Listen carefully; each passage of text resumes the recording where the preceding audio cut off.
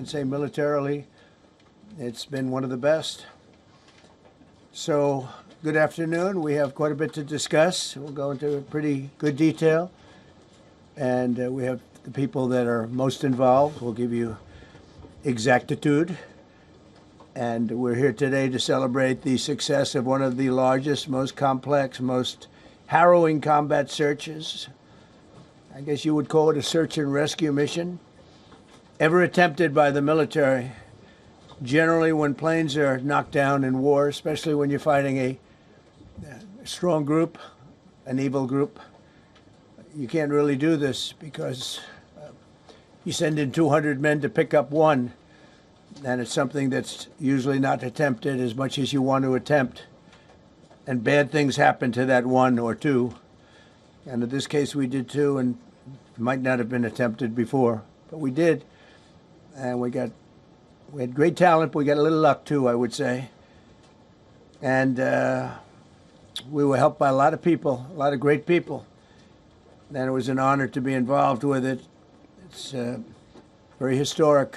This is a rescue that's very historic. It'll go down in the books. Late Thursday night, an American F-15 fighter jet went down deep inside enemy territory in Iran while participating in Operation Epic Fury, where we're doing unbelievably well, well at a level that nobody's ever seen before. The entire country can be taken out in one night, and that night might be tomorrow night. Both members of the crew ejected from the aircraft and landed alive on Iranian soil. I immediately was asked to make a decision. I ordered the U.S. Armed Forces to do whatever was necessary to bring our brave warriors back home. A risky decision, because we could have ended up with 100 dead as opposed to 1 or 2. It's a hard decision to make. But in the United States military, we leave no American behind. We don't do it. Within hours, our armed forces deployed 21 military aircraft into hostile airspace, many flying at very low altitude, being shot by bullets. You bring rifles into play when you're going that low, but there are also certain advantages. And in broad daylight over Iran for 7 hours, at times facing very, very heavy enemy fire. We have a helicopter that's got a lot of bullets in it. It's amazing. We just realized how good those weapons are. Our machines are. Nobody has the equipment that we have, and nobody has the military that we have. Not even close. We're the most powerful military anywhere in the world by far. The flight crews and warfighters aboard those aircraft took extraordinary risks to rescue their fellow service members. This first wave of search and rescue forces successfully located the pilot of the F-15, and he was extracted from enemy territory by an HH-60 Jolly Green II helicopter. Fabulous machine as our warriors faced gunfire at very close range. It's amazing that when you look at the machinery, what happened, that nobody was even injured. Meanwhile, the second crew member, a weapons system officer, a highly respected colonel, had landed a significant distance away from the pilot. When you're going at those speeds, even if you go out 2 or 3 seconds later, it's miles and miles away because you're going fast. He was injured quite badly and stranded in an area teeming with terrorists from the Islamic Revolutionary Guard Corps rough group, as well as besieged militia and local authorities. Many, on top of everything else, they told the communities actually within side of Iran, the people of Iran, they were given a tremendous incentive to find this pilot. Despite the peril, the officer followed his training and climbed into the treacherous mountain terrain and started climbing toward a higher altitude, something they were trained to do in order to evade capture. They want to always go as far away from the site of the shoot down. You want to go as far away because they all head right to that site. You want to be as far away as you can. And he was injured, and he was an amazing, amazing thing.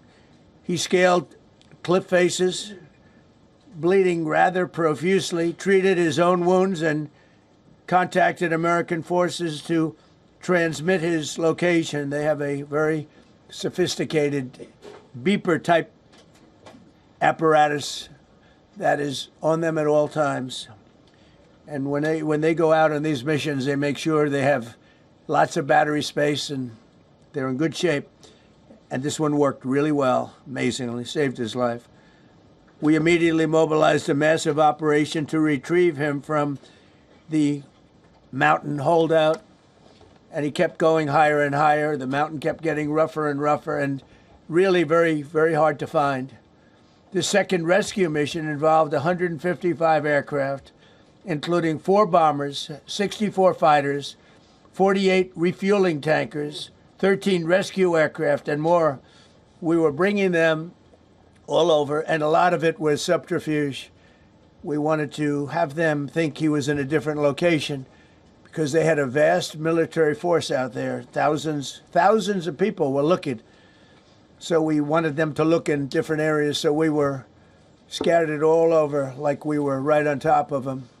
We had 7 different locations where they thought, and they were very confused. They said, well, wait a minute, they've got groups here, they've got groups there. It's an amazing thing. I was listening to these great people, these great generals. General Raisin Caine was amazing, and Pete Hegseth was amazing. But I listened to the whole thing. It was pretty amazing. So they had all these different sites where everybody thought he was located. We think we have him over there because they have 9 planes circling a little area that's 25 miles down the coast. So in a breathtaking show of skill and precision, lethality and force, America's military descended on the area, the real area, engaged the enemy, rescued the stranded officer, destroyed all threats, and exited Iranian territory while taking no casualties of any kind.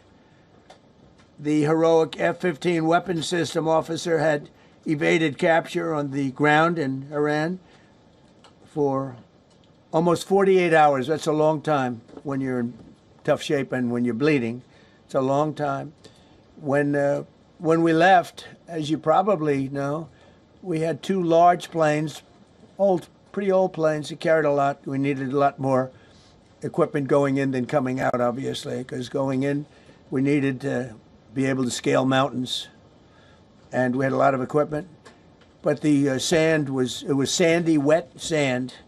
So we thought there may be a problem taking off because of the weight of the plane. And then we also had all the men jumping back onto the planes. And they got pretty well bogged down. And we had a contingency plan, which was unbelievable, where lighter, faster aircraft came in and they took them out. We blew up the old planes. We blew them up to smithereens because we had equipment on the planes that, frankly, we'd like to take, but I don't think it was worthwhile spending another 4 hours there taking it off. So we didn't want anybody to have, we have the best equipment anywhere in the world. We didn't want anybody examining our anti-aircraft and other equipment. So these were large planes that were old and pretty old, and we blew them up. And we had faster, lighter planes come in, and they were able to land on the sand. We needed the bigger planes because we had so much equipment that we needed. We took 3 helicopters over there, which were very strongly used and couldn't have lived without them. They did, and they performed unbelievably well. And if you'd see it, you wouldn't believe it. They came off the plane, and these guys had them. The rotors were off. They rebuilt these helicopters in less than 10 minutes. To stay up to speed with the latest news, download the WION app and subscribe to our YouTube channel.